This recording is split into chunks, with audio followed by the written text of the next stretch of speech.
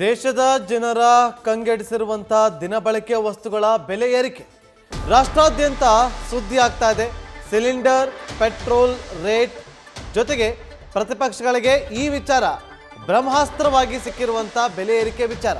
ಈ ಮಧ್ಯೆ ಬಾಯಿಗೆ ಬಂದಂತೆ ಹೇಳಿಕೆಯನ್ನ ಕೊಡ್ತಾ ಇದ್ದಾರೆ ಬಿಜೆಪಿ ನಾಯಕರ ಬಾಯಿಗೆ ಬೀಗ ಹಾಕೋದಕ್ಕೆ ಪಕ್ಷದ ವರಿಷ್ಠರಿಂದ ಸೂಚನೆ ಬಂದಿದೆ.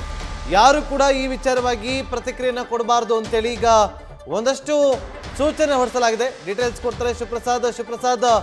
ಬೆಲೆ ವಿಚಾರವಾಗಿ ಯಾರು ಬಾಯಿ ಬಿಡಬೇಡಿ ಅಂತೇಳಿ ಹೈಕಮಾಂಡ್ ಸೂಚನೆ ಕೊಟ್ಟಿದೆ. ಜೊತೆಗೆ ಏನೆಲ್ಲ ಸೂಚನೆಗಳನ್ನ ಕೊಟ್ಟಿದ್ದಾರೆ.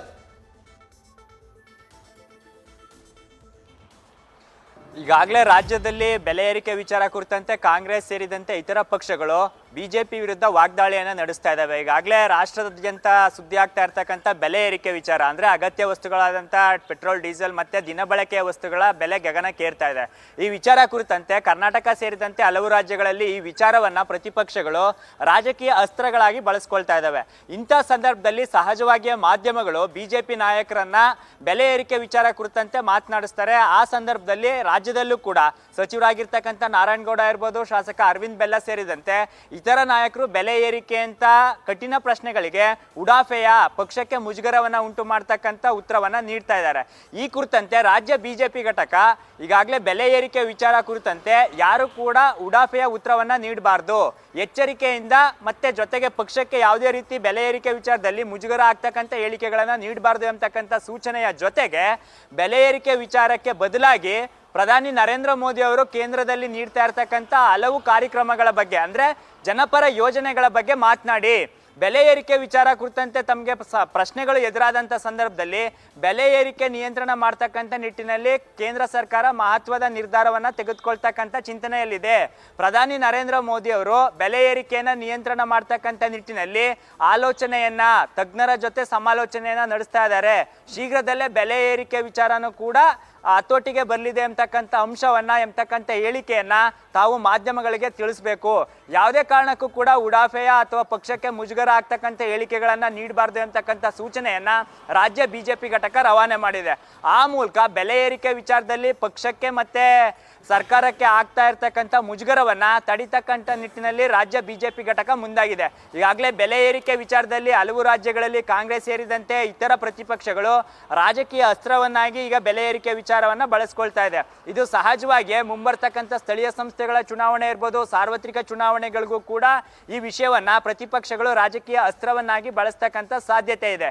ಈ ಕಾರಣಕ್ಕಾಗಿ ಯಾವುದೇ ಕಾರಣಕ್ಕೂ ಕೂಡ ಜವಾಬ್ದಾರಿಯುತ ಸ್ಥಾನದಲ್ಲಿ ಇರ್ತಕ್ಕಂಥ ಸಚಿವರು ಇರ್ಬೋದು, ಬಿಜೆಪಿಯ ಶಾಸಕರುಗಳಿರ್ಬೋದು, ಉಡಾಫೆಯ ಮತ್ತೆ ಪಕ್ಷಕ್ಕೆ ಮುಜುಗರ ಆಗ್ತಕ್ಕಂಥ ಹೇಳಿಕೆಗಳನ್ನ ಬೆಲೆ ಏರಿಕೆ ವಿಚಾರದಲ್ಲಿ ನೀಡಬಾರ್ದು ಅಂತಕ್ಕಂಥ ಸೂಚನೆಯ ಜೊತೆಗೆ ಕೇಂದ್ರ ಮತ್ತೆ ರಾಜ್ಯ ಸರ್ಕಾರದ ಜನಪ್ರಿಯ ಕಾರ್ಯಕ್ರಮಗಳ ಬಗ್ಗೆ ಮಾತನಾಡಿ ಬೆಲೆ ಏರಿಕೆ ವಿಚಾರದಲ್ಲಿ ಕೇಂದ್ರ ಸರ್ಕಾರ ಶೀಘ್ರದಲ್ಲೇ ಒಂದು ಅಭಿಪ್ರಾಯವನ್ನ ಅಂದ್ರೆ ಯಾವ ರೀತಿ ಸಹಬದಿಗೆ ತರಬೇಕು, ಕಂಟ್ರೋಲ್ಗೆ ತರಬೇಕು ಎಂಬತಕ್ಕಂಥ ನಿಟ್ಟಿನಲ್ಲಿ ಚಿಂತನೆಯನ್ನ ನಡೆಸ್ತಾ ಇದೆ ಎಂಬತಕ್ಕಂಥ ಹೇಳಿಕೆಗಳನ್ನ ನೀಡಬೇಕು. ಯಾವುದೇ ಕಾರಣಕ್ಕೂ ಮುಜುಗರದ ಹೇಳಿಕೆಗಳನ್ನ ನೀಡಬಾರ್ದು ಎಂಬತಕ್ಕಂಥ ಸೂಚನೆಯನ್ನ ರಾಜ್ಯ ಬಿಜೆಪಿ ಘಟಕ ಭಾರತೀಯ ಜನತಾ ಪಕ್ಷದ ಎಲ್ಲ ಶಾಸಕರಿಗೆ ಮತ್ತೆ ಸಚಿವರಿಗೆ ಸೂಚನೆಯನ್ನ ನೀಡಿರ್ತಕ್ಕಂಥದ್ದು. ನಾಗೇಂದ್ರ ಬಾಬು, ಅಂದ್ರೆ ಈಗ ಪ್ರಮುಖವಾಗಿ ಇನ್ನು ಮುಂದೆ ಯಾರು ಕೂಡ ಬೆಲೆ ವಿಚಾರವಾಗಿ ಪ್ರತಿಕ್ರಿಯೆ ಕೊಡೋದಿಲ್ಲ.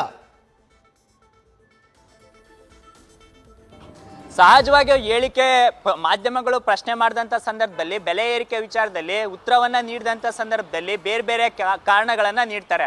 ಸಹಜವಾಗಿ ಅದು ಪಕ್ಷಕ್ಕೆ ಮುಜುಗರ ಆಗಬಾರ್ದು ಎಂಬತಕ್ಕಂಥ ಹೇಳಿಕೆಗಳ ಜೊತೆಗೆ ಬೆಲೆ ಏರಿಕೆಯನ್ನ ಸಮರ್ಥನೆ ಮಾಡೋದು ಬೇಡ, ಈ ವಿಚಾರದಲ್ಲಿ ಕೇಂದ್ರ ಸರ್ಕಾರ ಮಹತ್ವದ ಯೋಜನೆಯನ್ನ ಅಂದ್ರೆ ಯಾವ ರೀತಿ ಬೆಲೆ ಏರಿಕೆ ನಿಯಂತ್ರಣ ಮಾಡಬೇಕು, ಪೆಟ್ರೋಲ್ ಡೀಸೆಲ್ ಬೆಲೆ ಏರಿಕೆ ಆಗ್ತಾ ಇದೆ, ಅಗತ್ಯ ವಸ್ತುಗಳ ಬೆಲೆ ಏರಿಕೆ ಆಗ್ತಾ ಇದೆ.